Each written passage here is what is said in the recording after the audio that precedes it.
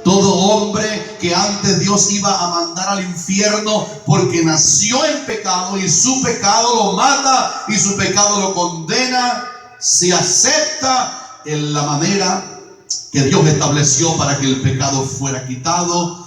Ya el juez no mira culpable al pecador que se arrepiente de ser pecador y mira a Cristo y lo acepta como Salvador.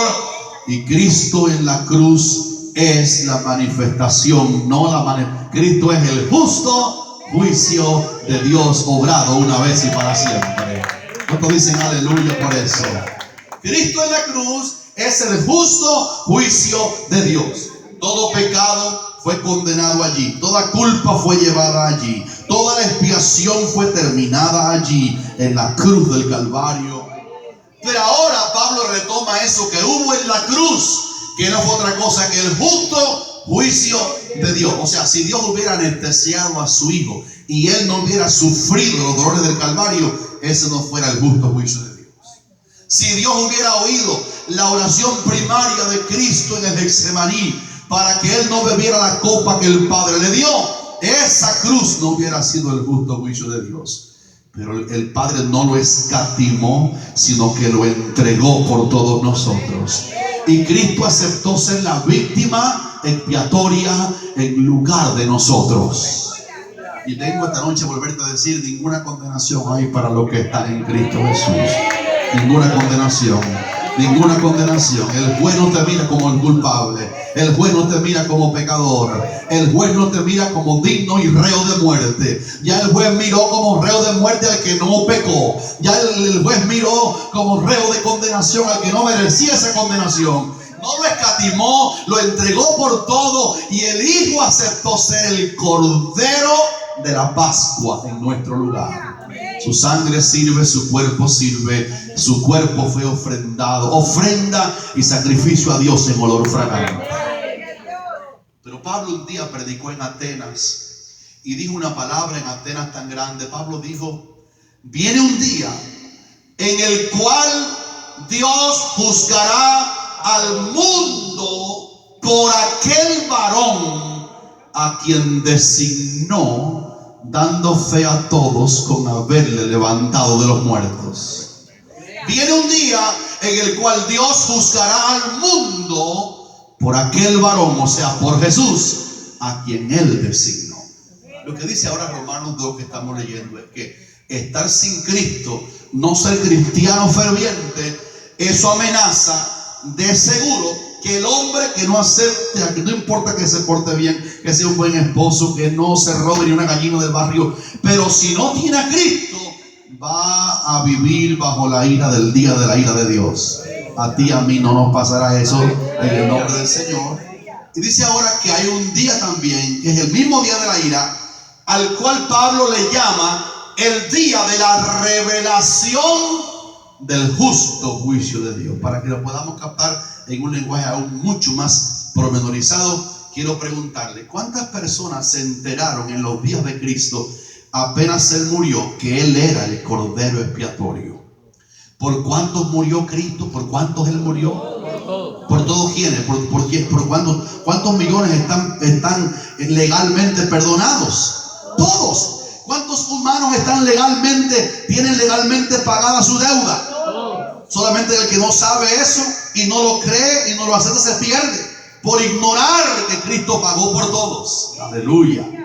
Pero ¿cuántos se enteraron? ¿Cuántas personas usted cree que en los días posteriores al justo juicio de Dios que vino sobre su Hijo en favor de todos los hombres que lo creamos y lo recibamos, cuántos se enteraron? ¿Cuántos tuvieron revelación del justo juicio de Dios allí? ¿Cuántas personas en esos días entendieron que la cruz era el justo juicio de Dios, haciendo que la muerte cayera sobre un culpable que nos sustituyó a todos? ¿Cuántos entendieron? Mire, para que tengan número, mis hermanos y hermanas, queridos y queridas en el Señor, cuando Cristo predicó y muere en ese juicio de Dios por el pecado, 50 días después de Él levantarse de la tumba, había solo como 120 en el aposento alto y estaban todavía medio desorientados. No les había sido revelado a los 120 el justo juicio de Dios que pasó en la cruz. Cuando vino el Espíritu Santo en Pentecostés y se derramó ungido, Pedro se levantó y explicó que la cruz era el justo juicio de Dios. Los ojos se abrieron y la gente que estaban oyendo el mensaje de Pedro tuvieron la revelación del justo juicio de Dios que hubo en la cruz, y los 120 se enteraron que la cruz fue el justo juicio de Dios por el pecado de la humanidad. Luego ahí mismo como 3000 fueron abiertos de ojos y supieron que la cruz fue el justo juicio de Dios, y fueron revelados en sus mentes los misterios de que necesitamos redención, y nos viene solo por la persona que el Padre designó, que se llama Cristo. ¿Cuántas personas hoy día en el universo hoy, usted cree, en por ciento, tienen revelación de que en el Calvario se hizo justo juicio por el pecado?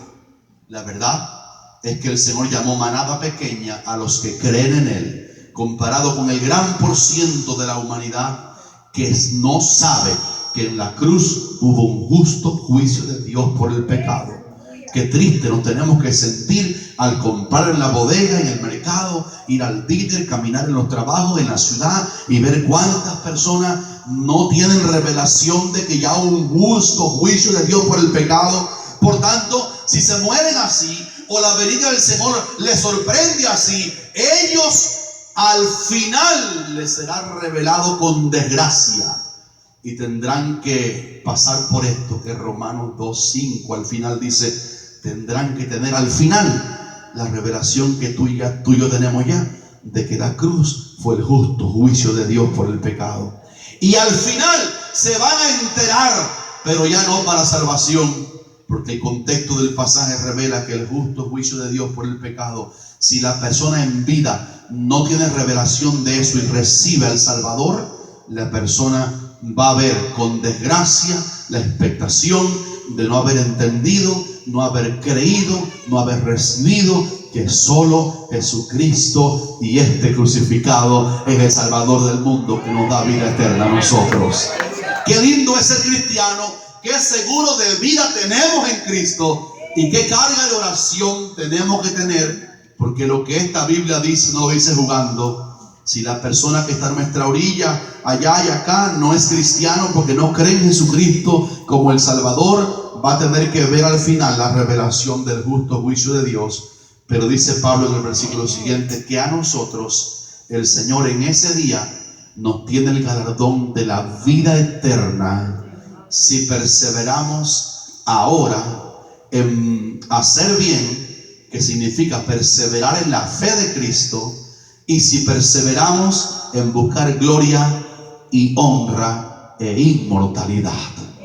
Para donde vamos en Cristo es a una herencia de vida eterna. Ahora tenemos las primicias del Espíritu Santo diciéndonos que tenemos vida eterna. Pero cuando el juicio de Dios en el Calvario sea revelado para ira a los que no recibieron a Cristo, los que sí lo hemos recibido y aceptamos aquel juicio como el perdón de nuestros pecados para siempre, vamos a heredar vida eterna.